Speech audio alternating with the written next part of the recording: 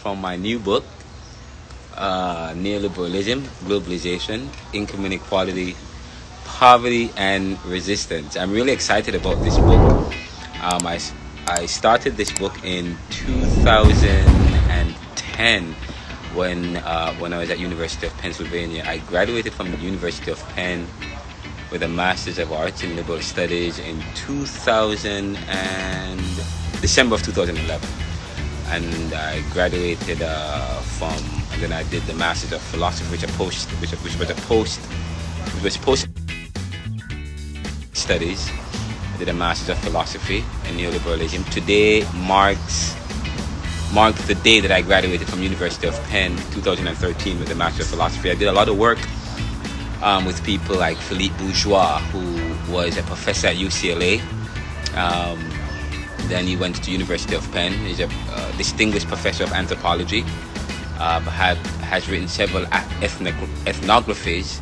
Did research, if you know the book Righteous Dope Fiend, looking at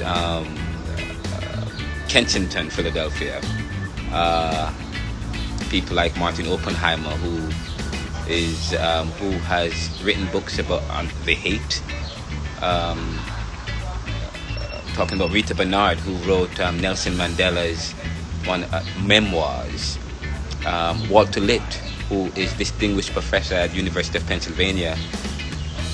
He worked on the book Economic Labor, the History of Economic Labor in America. And so if you can get this book, please do get it. It will come out in paperback on Monday. By Monday of next week, or by this weekend, it will be available. But this is in hardcover. This is the paperback. And I want to read something from the book. It says, this is from part B because it's a two-part. It's really two books in one. So you're paying two for the price of one. It's not just it's an academic nonfiction text, but it's not just for college students. It's a great read. And look at the writing. It's very clear, easy to read, and it's beautiful. But let me read it. It says, one of the chapters looks at this. Will the global justice movement, it's part 2 of the book, the second part of the book looks at the global justice movement, or the resistance movement, or the civil rights movement. So it's not just about the Caribbean. It's not just about the America. No, if you go on Amazon puts the book at Amazon puts it in deconstructivist philosophy, deconstructivist criticism and history, but it also has Caribbean and Latin American politics, but it's also American politics because it looks at American policies and how those policies affect the Caribbean. But this particular page 204, I asked the question, will the global justice movement and resistance against neoliberalism succeed? And I said, it is true that neoliberalism continues to hold sway over policies of the World Bank, the IMF, the G8. The recent Black Lives Matter protests in the black and brown communities in America poses a problem to this question. But it would be a mistake to therefore call the global justice movement a failure. The movement has succeeded in changing policies of the international financial institutions, the IFIs, and major donor governments. This will benefit developing countries, foreign debt, and in private business signing onto codes of conduct that govern labor conditions in firms to which multinational corporations subcontract work. It is now standard to include labor rights and environmental clauses in international trade agreements, and to include civil society groups in program design and implementation. This is not to say that sweatshop conditions are no longer a problem, or that civil society participation is always effective and meaningful. Nonetheless, there is more public scrutiny of business practices than there was 15 years ago. The global justice movement also succeeded in making previously hidden exploitation and inequalities publicly visible through particularly cinema verite, truth in film, and particularly documentary films. But this has not been organized beyond haphazard film projects by indirect members of the group. Now, in the global justice movement, if the global justice movement has any chance of truly changing the economic misfortunes and oppression of those who are last, if the global justice movement's dreams of ending poverty and inequality and making the first last and the last first, the use of strategic and tactical violence must be part of the equation. Will the global justice movement succeed? If change operates on a continuum, then maybe in some, a lifetime far removed from the sufferers who are hurting now. If change truly operates in a continuum, then how can we measure the movement of change? And when can we predict it? And if change is linear, then the global justice movement have succeeded. But for all that we have considered, change is not. And poor people cannot wait indefinitely to alter their repressive and dead-end lives. Whatever action the global justice movement has organized is yet to promise or guarantee the radical and revolutionary advances people in the world need to live meaningfully. I continue by saying they have not succeeded, and any belief that change is progressive only slows the pace and immediacy of change. Change will not come in a twinkling of an eye by some eschatological occurrence or by some divine intervention, but by drastic means. I'm gonna stop here, guys. But this is great. This is great weed. You guys gotta delve into this book, okay? Because it helps you to think. It gets you thinking. In an interdisciplinary and comprehensive way about some of the issues that we have always discussed, but it presents a fresh new voice, a fresh new thinking. I want to thank all those persons who have invested in my life so meaningfully, and I hope that you guys out. It's at Amazon, Barnes and Noble, Target.com, Walmart.com. But if you guys like hardcover, it will be coming out in hardcover on Friday. It's in ebook. If you go on Apple right now, you can click on it. I think they're selling it for $8.99 on Apple, $29.99 for the paperback, which is, to be honest, if you get the paperback, it's better. It's beautiful, man. Thank you guys. I will have more of these sessions.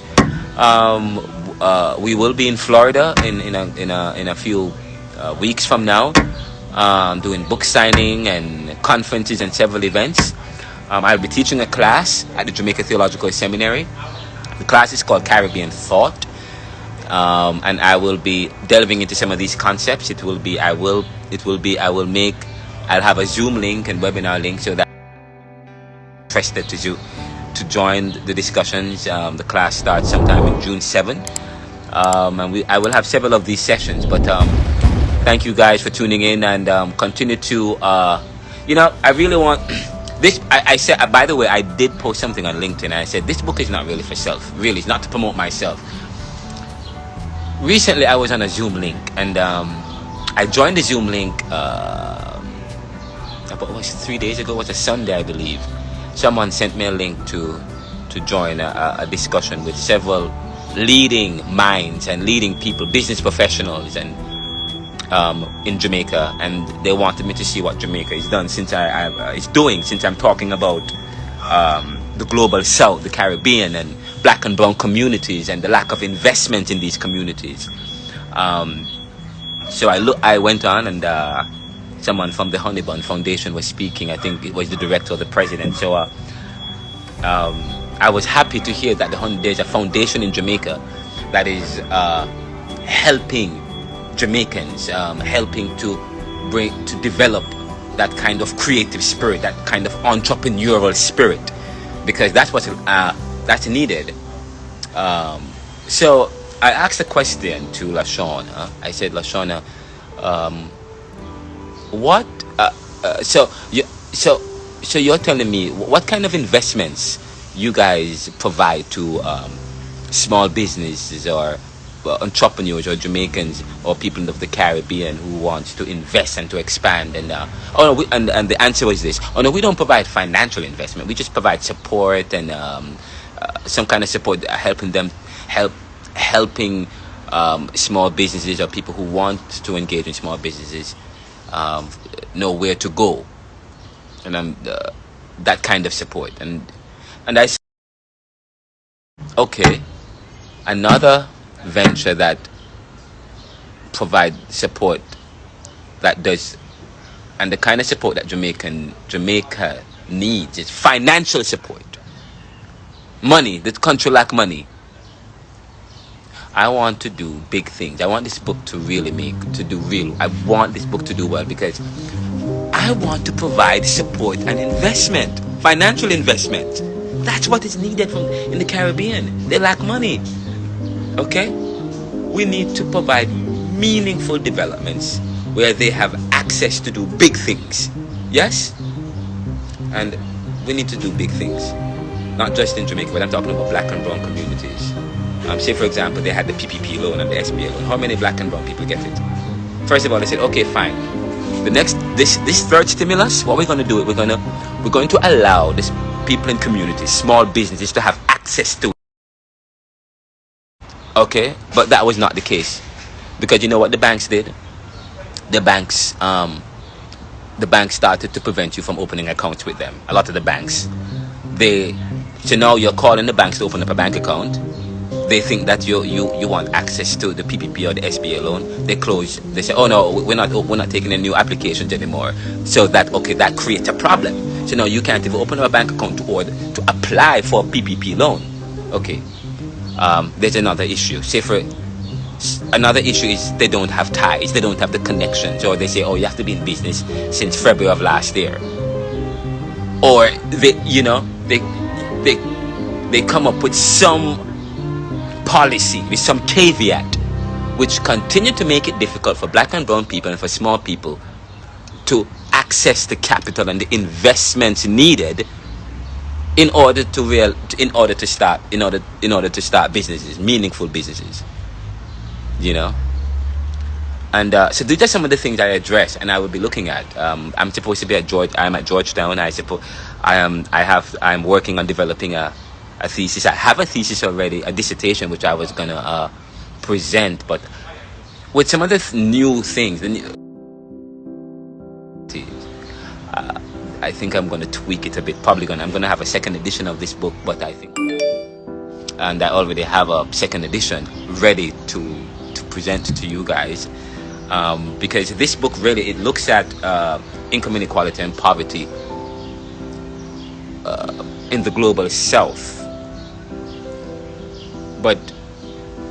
and how the arrangements between the global north, and when I talk about the global north, I'm talking about post-industrial countries like Germany, the US, the UK, France, and so on. How the international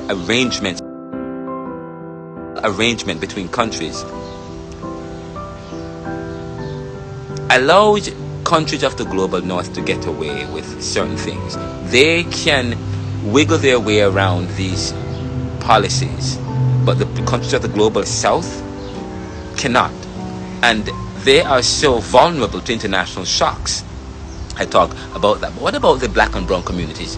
What about Philadelphia? And I've talked about that in another study, which actually should be out probably within 6 to 7 months from now, or that may be the basis of my dissertation that I have to defend. But I also want to look at the international immigration issue, because Joe Biden is onto something. He wants to solve the international immigration problem, and one of the ways of dealing with the immigration issue, he says, was to help to invest in countries say for example Mexico and so on at the border, and if you invest in these countries, then these countries probably will have better economies and the people will not want to come to the US. But of course, that's going to create another problem. And I said in a blog recently, the international competition between countries will forever create an immigration problem, because one country wants to lead. They want the monopoly on certain things. They want to make the most money on certain goods and services, and they want to dominate the market. Okay? So as a result of that, globalization, which creates that kind of opportunity for countries to do that, you will always find that some countries will get richer, other countries get poorer because of that international competition, and then there is this drive from the poor countries to the rich countries. If we deal with the issue of competition, then maybe we can start fixing the immigration issue. That's another book I want to write. That's a dissertation or an hypothesis I want to explore. What do you guys think?